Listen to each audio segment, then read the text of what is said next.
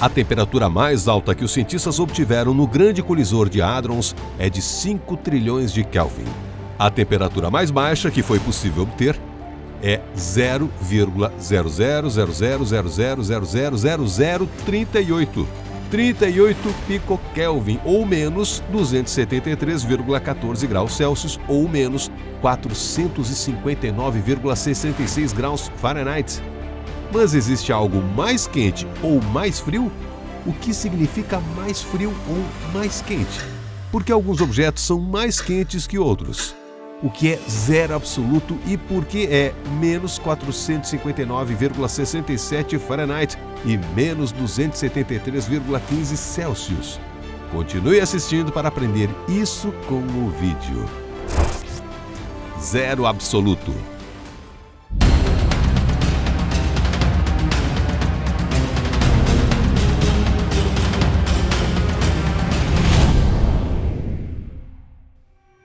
Ele permeia tudo o que existe e põe em movimento todos os mecanismos do universo. A energia assume diferentes formas e se manifesta de forma diferente no movimento de objetos, reações químicas e fenômenos naturais básicos. Segundo a fórmula mais famosa do mundo, E = mc2², até a própria matéria é apenas uma forma de energia, e na matéria a energia adquire a forma mais óbvia para nós. Temperatura. Os seres vivos sentem a temperatura de qualquer coisa registrando quanto a substância está aquecida. E eles sentem muito bem. Ao tomar banho, podemos facilmente distinguir quando a temperatura da água muda, até mesmo em alguns graus. Porém, no fim, tanto a água quente quanto a água fria consistem dos mesmos átomos. Então, o que está na base de um fenômeno como a temperatura? É tudo sobre o movimento dos átomos. Eles estão sempre em movimento. Cada molécula oscila mesmo em um pedaço fixo de ferro. Sim, mesmo quando presa em uma estrutura cristalina. Na matéria de física da escola, você provavelmente se lembra que a energia cinética do corpo o coloca em movimento. É a medida desse próprio movimento das moléculas. E quanto maior é essa energia, mais rápido os átomos se movem.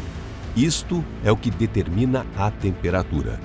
A temperatura corporal está intimamente relacionada com a energia cinética média das moléculas. Quanto maior a temperatura do corpo, maior a energia cinética média de suas moléculas. Podemos facilmente imaginar o que acontece quando a energia cinética das moléculas em um pedaço de ferro ou gelo continua a aumentar. Elas vão oscilar cada vez mais rápido e, em um determinado momento, começarão a se afastar de seus vizinhos e atacar por conta própria, quase literalmente entrando em free floating. Porque é assim que um sólido se transforma em um líquido. O gelo derrete e o metal derrete. Ok, mas agora a gente já sabe de tudo isso. Mas no passado era difícil para as pessoas compreenderem esses fenômenos. Assim como tudo muda na natureza. Como as pessoas descobriram que a temperatura podia ser medida? Você já pensou por que é mais fácil aumentar a temperatura do que baixá-la? Você pode aquecer a água a 100 graus sem uma chaleira? Muito fácil. Qualquer escoteiro pode fazer isso sem fósforos. Da mesma forma, pode-se facilmente transformar gelo em água e vapor. Mas tente resfriar a mesma água em pelo menos 10 graus sem uma geladeira. Sem contar em transformá-la em gelo, basta pensar em como você faria isso. Não faz ideia? Bem, essa é precisamente a questão. A humanidade aprendeu a obter baixas temperaturas apenas nos últimos 100 anos, no estágio recente de avanços científicos e técnicos complexos. Alguma ideia do motivo? E por que operamos apenas com valores positivos ao medir comprimento, massa e tempo, mas aplicamos alguns valores negativos quando se trata de temperatura?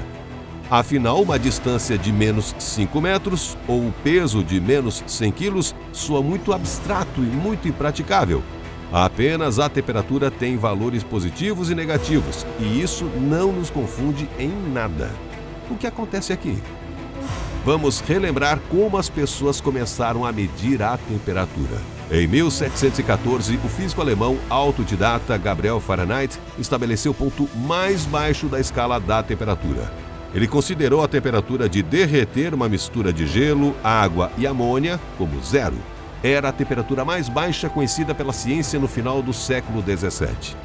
Como Fahrenheit afirmou, ele considerou a temperatura normal do corpo humano como o segundo ponto de referência. Ele dividiu o intervalo entre esses dois pontos em 100 partes iguais, que mais tarde ficou conhecido como o grau Fahrenheit. Na escala Fahrenheit, o ponto de fusão do gelo é de mais 32 graus e o ponto de ebulição da água é de mais 212 graus. Esta é a escala que ainda usamos no Reino Unido e nos Estados Unidos. E a escala Celsius é mais familiar para o resto do mundo. O astrônomo e físico sueco Anders Celsius propôs sua escala em 1742. Ele criou a estrutura mais simples e óbvia. Água congelada, 0. Água fervente, 100. Pronto. Simples e brilhante. E cada uma das 100 divisões entre elas se tornou um grau Celsius. Você provavelmente já adivinhou que as escalas Fahrenheit ou Celsius que todos usamos são destinadas a fins puramente domésticos e estão muito longe das definições científicas de temperatura. É por isso que os valores negativos são puramente convencionais. Na verdade, não existem valores negativos de temperatura. Mas temperatura zero é algo bem real, ou assim parece. Esta unidade de medida fundamental é como a velocidade da luz. Com enormes esforços, você pode se aproximar dela, mas não há como alcançá-la. Caso contrário, algo ruim aconteceria. Se você tiver em mente o início deste vídeo, provavelmente se lembrará de que a temperatura está diretamente relacionada à velocidade de movimento, ou melhor, às vibrações das moléculas. Quanto mais lenta a oscilação, menor a temperatura. Logicamente, existe um certo ponto de temperatura quando o movimento para completamente, e isso é precisamente o zero absoluto. Mas por que não podemos alcançá-lo? Para quê é uma questão totalmente diferente, mas deixa para lá. Vamos supor que as moléculas parem, o que acontece? Na verdade, é aqui que se torna muito mais interessante, mas a resposta é um pouco assustadora. Em 1802, o químico e físico francês Joseph Gay-Lussac descobriu que o volume de um gás à pressão constante muda em proporção direta à mudança de temperatura. Além disso, sempre que a temperatura do gás muda em 1 grau Celsius, seu volume muda de acordo. Em 1 por 273 Kelvin de seu volume e a 0 graus Celsius. E isso se aplica a qualquer gás, independentemente de sua natureza. Você não precisa ter uma grande imaginação para seguir uma relação linear. Acontece que quando o gás é resfriado a menos 273 graus Celsius, ele deve simplesmente desaparecer. Se Gay-Lussac tivesse sido um pouco mais supersticioso, certamente teria tido muito medo de tocar em algo de outro mundo. Um segredo terrível que sempre esteve lá. Mas ele era um cientista e chegou a uma conclusão diferente, que a temperatura de menos 273 graus Celsius é a mais baixa, é um limite teórico, temperatura zero absoluto. E foi a conclusão certa. A partir dessa conclusão surge a escala de temperatura absoluta, também conhecida como escala Kelvin, que não possui valores negativos. E é essa escala usada na ciência, e seu zero é igual ao zero absoluto real. Mas algumas perguntas permanecem sem resposta. Qual é a natureza desse zero absoluto? Para ser mais preciso, o zero absoluto corresponde a uma temperatura de menos 273,15 graus na escala Celsius e menos 459,67 graus na escala Fahrenheit. Por que todos os átomos parariam nessa temperatura? Por que precisamente a menos 273,15 graus?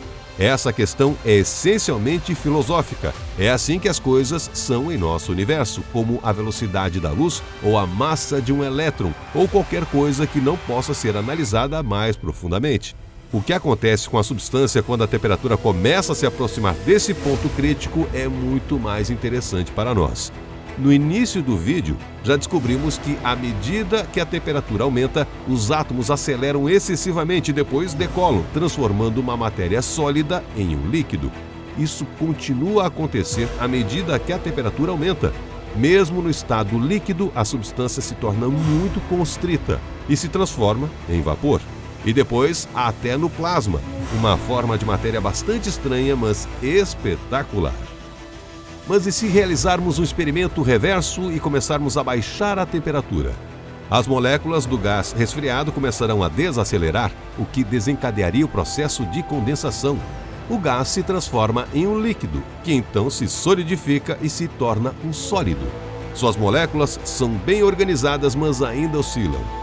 Um resfriamento adicional do sólido fará com que essa oscilação se torne cada vez menos perceptível, até parar quase completamente. A palavra-chave é quase. Uma parada completa é impossível, caso contrário, algo ruim que mencionamos antes teria acontecido. Só podemos adivinhar e especular o que pode ser. Mas de qualquer forma estaríamos errados, já que isso é realmente impossível. Mesmo sem atingir o zero absoluto, mas apenas quando se aproxima, a substância literalmente começa a fazer magia. Algo que desafia as leis usuais da física. Explorando as propriedades dos metais durante o resfriamento profundo, cientistas descobriram um fenômeno surpreendente. Alguns metais perdem quase completamente sua resistência elétrica a uma temperatura próxima do zero absoluto. Eles se tornam condutores ideais capazes de passar uma corrente através de um circuito fechado por um longo tempo sem a própria fonte de eletricidade. Esse fenômeno foi chamado de supercondutividade. A caminho do zero absoluto, alguns gases mostram outros milagres. Por exemplo, o hélio se torna líquido a menos 269 graus Celsius. Com uma diminuição adicional na temperatura, seus átomos podem vazar através de capilares microscópicos sem atrito. No estado normal da substância, isso também é impossível. Esse fenômeno foi chamado de superfluidez. Finalmente, as temperaturas ultrabaixas permitiram que os cientistas descobrissem um quinto estado agregado adicional da matéria. Você pode se perguntar o que mais pode ser além de ser um sólido, líquido, gás e plasma. Acontece que pode haver outro estado que nos deixa um passo mais perto dos próprios milagres da mecânica quântica, que são quase como mágica.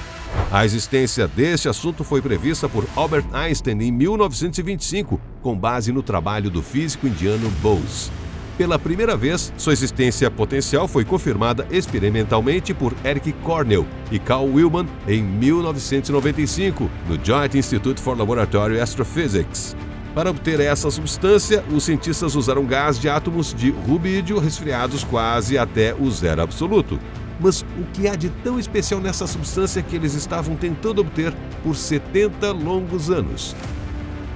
Isso é algo estranho que é difícil de entender, quem dirá explicar? Em termos simples, podemos dizer que alguns efeitos quânticos bem conhecidos ocorrem no condensado de Bose-Einstein, como a superposição, quando uma partícula está a vários lugares diferentes ao mesmo tempo. Sim, essas esquisitices da mecânica quântica intrigam os cientistas há mais de 100 anos, mas pelo menos isso era sobre quânticas indescritíveis. E aqui estamos falando sobre o nível macro, onde quase podemos ver todas as maravilhas da mecânica quântica através de um microscópio.